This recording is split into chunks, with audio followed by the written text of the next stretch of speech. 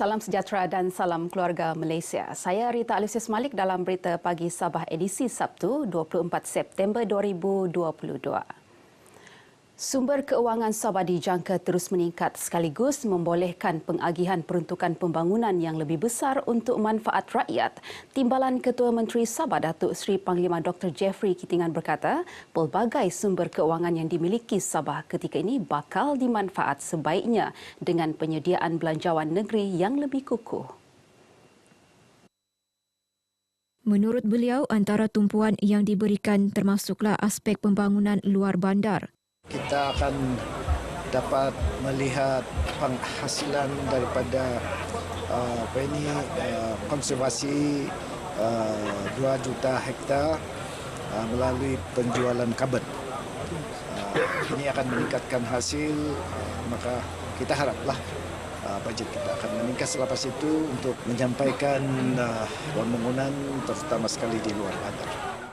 Datuk Dr. Jeffrey menyatakan demikian ketika menyentuh mengenai Belanjawan Negeri Sabah 2023 selepas merasmikan Hari Sungai Sedunia Peringkat Negeri Sabah di Kampung Kuala Monsok, Tambunan. Berkenaan majlis itu, Datuk Jeffrey yang juga Menteri Pertanian dan Perikanan berharap agar Jabatan Pengairan dan Saliran serta agensi berkaitan lain dapat meningkatkan usaha memastikan kelestarian alam sekitar dan sumber air sentiasa terjaga daripada pencemaran. Jawatan Kuasa Bencana Daerah Kota Belud siap siaga menggerakkan anggotanya bagi membantu menyelamat penduduk di kawasan berisiko banjir sepanjang monsun timur laut yang dijangka berlaku sehingga Januari tahun depan. Menurut penolong pegawai daerah pentadbiran Kota Belud, Leprus Esuvagiswa, Bilik Gerakan Bencana dan Pusat Pemindahan Sementara Dewan Masyarakat Tun Said juga sedia diaktifkan. Secara keseluruhannya, kawasan-kawasan yang terlibat ini kebanyakannya di sebelah Kuala Sungai lah, di Tempasok, di Usukan, Pintasan, yang selalu akan berlaku mengalami banjir yang teruk lah.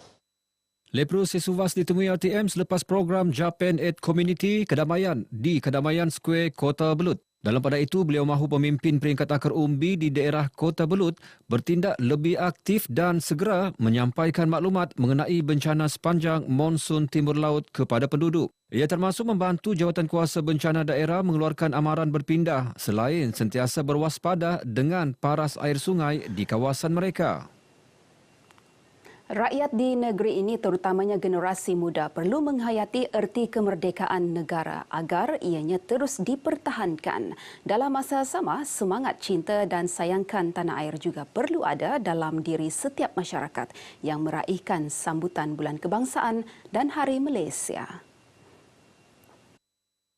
Menurut Ahli Dewan Undangan Negeri Adun Kukusan Rina Jainal, ia penting bagi memupuk semangat patriotisme terutama dalam kalangan generasi muda yang merupakan pewaris kepimpinan negara. Saya menyeru kepada adik-adik, anak-anak di luar sana, kepada generasi muda, kepada belia sekarang bahawasanya sebagai seorang masyarakat warga negara Malaysia dan warga negara Sabah, ya, kita harus menyambut semangat kemerdekaan ini dengan positif, dengan lebih matang dalam menghayati semangat sayang kepada tanah air kita sendiri. Rina ditemui pemberita RTM selepas melancarkan penutupan Bulan Kebangsaan dan Hari Malaysia di Sekolah Kebangsaan Muhibaraya, Tawau. Beliau turut mengajak rakyat agar terus mengukuhkan lagi perpaduan sedia terjalin antara pelbagai suku kaum di negara ini. Perpaduan kaum sangat penting untuk mewujudkan pentadbiran efektif dan kestabilan politik sekaligus menggerakkan pembangunan negara. Beralih ke perkembangan harian COVID-19, angka jangkitan baharu menurun 7 kes kepada 171. Bagaimanapun, Menteri Kerajaan Tempatan dan Perumahan Sabah, Datuk Seri Panglima Masidi Manjun menerusi kenyataannya berkata, kadar kepositifan terus meningkat kepada 9.37% semalam berbanding 8.86% hari sebelumnya. Kota Kinabalu masih menjadi penyumbang tertinggi kes baharu diikuti Tawau, Lahadatu, Tuaran, Papar dan Penampang. 4 daerah iaitu Kalabakan, Nabawan, Semporna dan Tongot tidak merekodkan sebarang jangkitan baharu. Sebanyak 170 kes baharu adalah dalam kategori 1 dan kategori 2 serta 1 kes dalam kategori 4. Bulan Sabit Merah Malaysia BSMM Sabah mencipta mesin khas bagi merawat air tercemar ketika berlaku bencana melalui program Emergency Water Sanitation and Hygiene Wash Promotion Borneo Zone Training for National Disaster Response Team. Sambil memuji usaha itu, Pembantu Menteri Pembangunan Masyarakat dan Kesejahteraan Rakyat Flovia Ng berharap usaha murni BSMM mencari kaedah membantu penduduk terjejas bencana dijadikan contoh kepada pihak lain untuk memberi manfaat kepada masyarakat. Usaha yang diadakan oleh Bulan Sabit Merah Malaysia ini sangat-sangat diperlukan. Mungkin usaha seperti ini akan diteruskan lagi untuk menambah pengetahuan kepada masyarakat dan juga ahli-ahli Bulan Sabit Merah. Flovia yang juga ahli Dewan Undangan Negeri Tulit ditemui RTM selepas merasmikan penutupan program berkenaan di Bingkor, Keringau. Sementara itu, pengerusi PSMM Sabah, Dato' Asnan Yunus Chung, memaklumkan program tersebut mendapat sambutan cukup menggalakkan. Ini adalah kali kedua sudah kita adakan. Yang hari pertama kita adakan di Ranau dan yang kedua. Dan nampaknya sambutan sangat baik dan kita punya members pun semua betul-betul belajar untuk persediaan jika berlaku bencana. Apa yang kami pelajari selama 6 hari kami berkursus dan berkambung di sini ialah salah satu dia menukarkan air yang kotor kepada air bersih untuk kegunaan harian seperti untuk makan, minum dan juga untuk mandi lah. Especially bila berlaku bencana. Daripada semua ini kami belajar cara-cara yang betul untuk membantu mereka-mereka yang terjejas sekiranya terjadi apa-apa bencana alam, bukan sahaja bencana alam tetapi peperangan ataupun apa-apa yang tidak normal lah. Seramai 18 peserta dari daerah Keningau, Tenem Tambunan, Beaufort, Sepitang dan wilayah Persekutuan Labuan menyertai kursus selama 6 hari itu. Prestasi semasa kutipan pembiayaan Sahabat Usahawan Amanah Ikhtiar Malaysia AIM di Sabah amat memberansangkan. Setakat Ogos tahun ini, kadar keseluruhan bayaran balik pinjaman adalah 99% berbanding 98.8% pada tahun lepas. Menurut pengurus kanan wilayah AIM Sabah, Jahinin Siman, pencapaian baik itu dilihat berhasil mendekatkan sasaran AIM Sabah untuk meningkatkan peruntukan modal pembiayaan Sahabat Usahawan kepada RM250 juta tahun ini. Untuk seluruh Sabah sebenarnya diperuntukkan kepada kita 227 juta dan pencapaian kita sehingga Ogos sudah mencapai 202 juta. Jadi kita telah buat revision, kita telah berkomunikasi dengan pejabat Ketua Menteri sendiri bahawa tahun ini kita target peruntukan modal pembiayaan kepada sahabat sebanyak 250 juta untuk Sabah dan kita tidak ada masalah untuk mencapainya.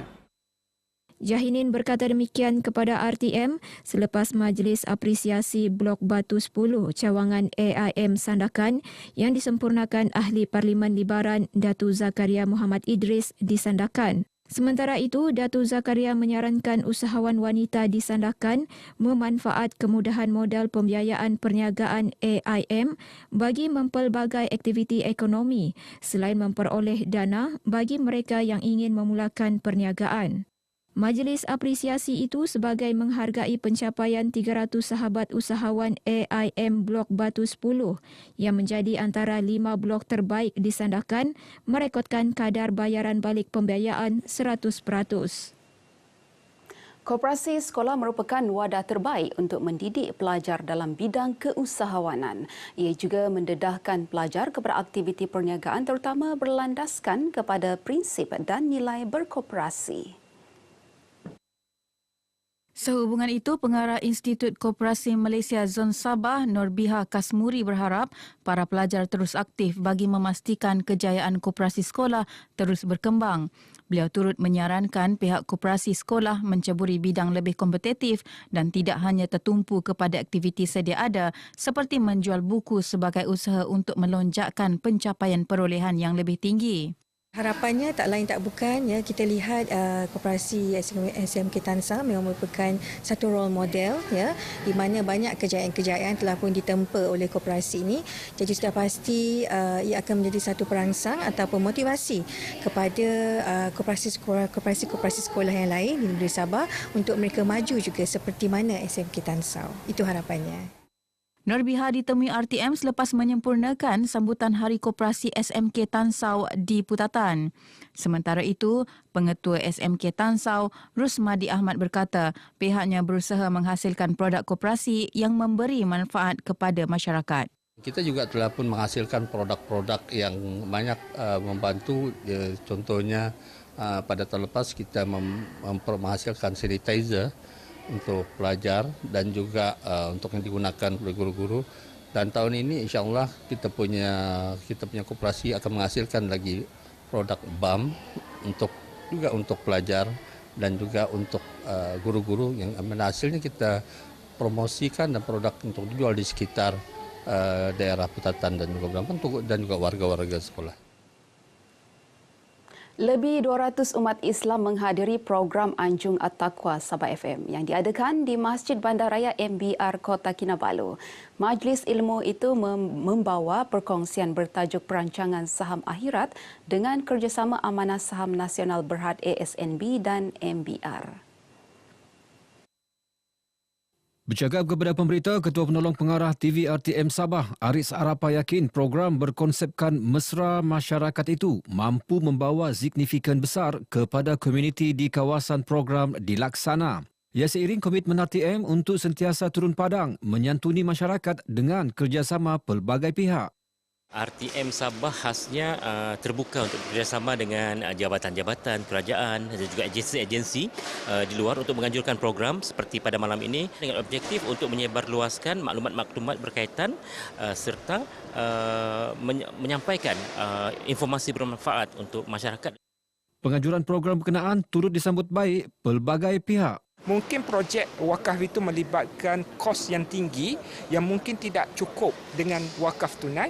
Mungkin kita boleh membantu dengan menyalurkan wakaf unit dividen-dividen ataupun manfaat wakaf yang kita kumpulkan daripada perkhidmatan wakaf. Menerusi program ini, orang ramai berpeluang mendapatkan maklumat tepat dan jelas mengenai wakaf serta manfaatnya.